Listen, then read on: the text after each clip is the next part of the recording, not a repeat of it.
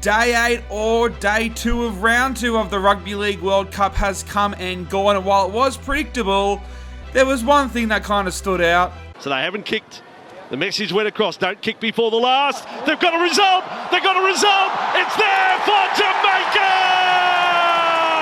Yes! Have a look at the reaction!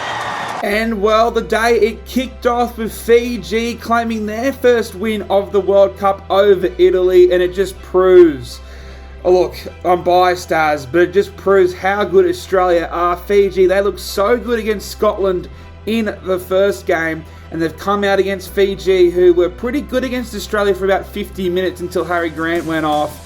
But Fiji, too dominant, too good. They stood out, so many of their players. It's crazy how much a Penrith Panthers influence has not just on Fiji, but it has on the entire World Cup. Even their reserve graders are standing out in this sort of competition. But full credit to Fiji, they proved that in their pool they are a step above Italy and Scotland. So good. I thought Api Coruscant moving to 5'8", I thought that was a bit of a worry because we all know how good he is at dummy half, but he was excellent. The young gun who stepped in, apologies for butchering his name, but Tagituamua. I am so sorry, bro. I'll try and get it right next time. He was great. He was awesome. He scored 2 tries.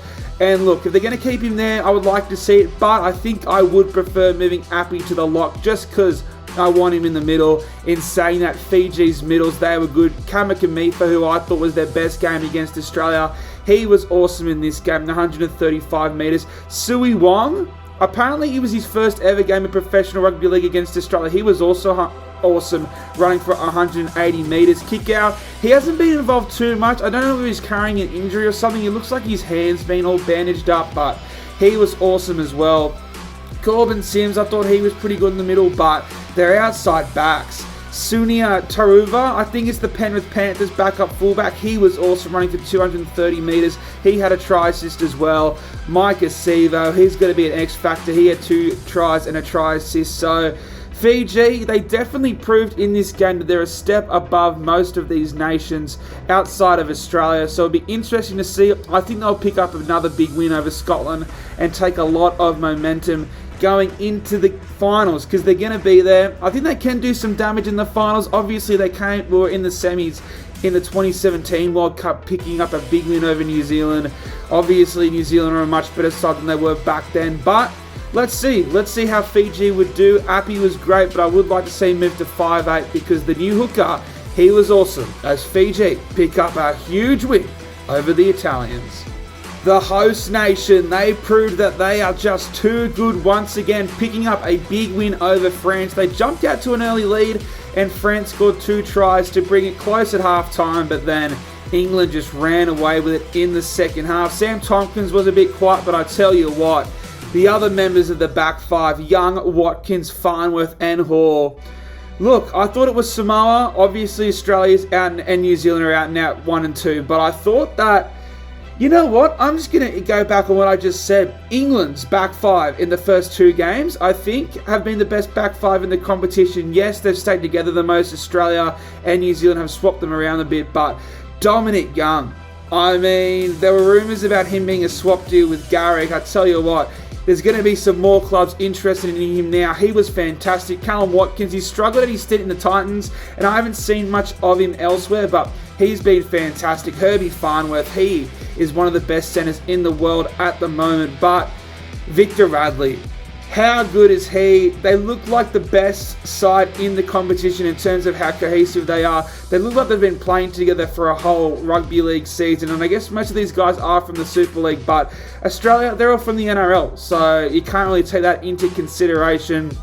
But Radley, he's the glue holding this side together. Outside of Manu, I think he's been the best player of the World Cup so far. Johnny Bateman returned in a big way, but his other back rower, Elliot Whitehead, the Canberra Raiders boys, they were terrific. Whitehead has been so good. I thought he looked a bit shaky this year. Obviously, Ricky Stewart tried him at lock and back row and was a bit, He was a bit lost, it looked like, at the Raiders this season, but back on that left edge, he was awesome. So I wonder if Ricky Stewart, that'll take any into consideration to what he wants to do next year. Tommy Burgess was great. Luke Thompson, he crossed over for a try. I thought this was a great game from him. 163 running meters. Jack Wellsby coming off the bench. Look, he got a try assist. I thought he was fantastic. He is so good. Only 21 years of age. Hearing his stats, I forget what they were, but something like 21 tries is for St. Helens. Only 21 years old. He's won 3 comps in a row. He has been absolutely fantastic. But England, I think they're looking like the best side at the moment. I know Australia picked up an 84-0 win, but in terms of how cohesive, in terms of working as a team, I do think England have been the best. And for Rugby League, I hope that England can push on and do some damage in this World Cup. It's a great win from them. And I think that anyone like me who wrote them off having any chance in the final is going to be eating their words. Because outside of Tonga, I think they are the team to beat on that side of the draw. And finally, New Zealand taking on Jamaica. And shout out to Jamaica, because when Australia beat Scotland 84-0, I thought, imagine what this is going to be like. We could see 100, but no, Jamaica hung in there. Despite that, I thought New Zealand actually looked better in this game than they did against Lebanon. The new look spine, I thought worked actually. Foreign Manu and Chance Nickel Clockstat. Manu's amazing. I mean, he's the best centre in the world. He'd be one of the best fullbacks. He'd be one of the best 5'8s. He is absolutely incredible. It's going to be interesting to see what happens with him, because I think he's good enough to be at any team outside the Roosters and be their number one guy, whether it's fullback or 5'8. So you can see why Robbo had such a hard time trying to figure out how he's going to play them both. So look, it'll be interesting to see.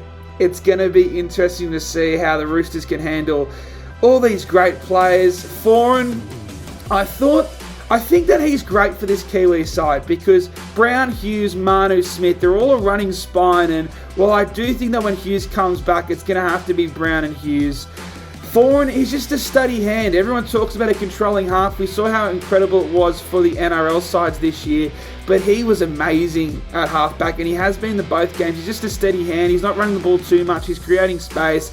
Speaking of space, with Tini Zelezniak, how good was he? He was a bit quiet. I didn't have him in my starting 17 for the Kiwis going into this World Cup, but I tell you what, I would not be surprised if he has a spot now. Charles Nickel Clockstat. The Raiders, I know where they played Savage, getting him ready for the next few years, and Savage was good, but I can't help but feel they could have gone a bit better if they did play Chance. He was fantastic for the Kiwis. You can tell how good he is, because he's been in New South Wales Cup for most of the year, and he comes straight in, and in one of the best Kiwi sides ever. He has a starting spot from the get-go, but with Tini Zelezniak, you know, I saw how much he was on the top 100 came out paid players, and I thought, he's not worth that. He scored a try with a bloody cramp, for God's sake. This dude is an absolute freak. But Jamaica, they hung in there. They tried, but they scored their first try. They couldn't do it against, I think it was Ireland they played, and Luke Keary ran a clinic on them, but it was good to see them get their first try. Yes, it was a bit of luck, but look, I'm happy for him. I think everyone's got a bit of a soft spot for Jamaica, because no one gives them a chance, but New Zealand, them and Australia, they're the clear 2 best teams in terms of talent, but England are not far behind, guys. Let me know, what are your thoughts from the day's play? It was pretty predictable, but some players definitely stood out. Smash that like button. Comment your thoughts down below. Of course, subscribe to the channel if you haven't already, and I'll see you guys in the next one.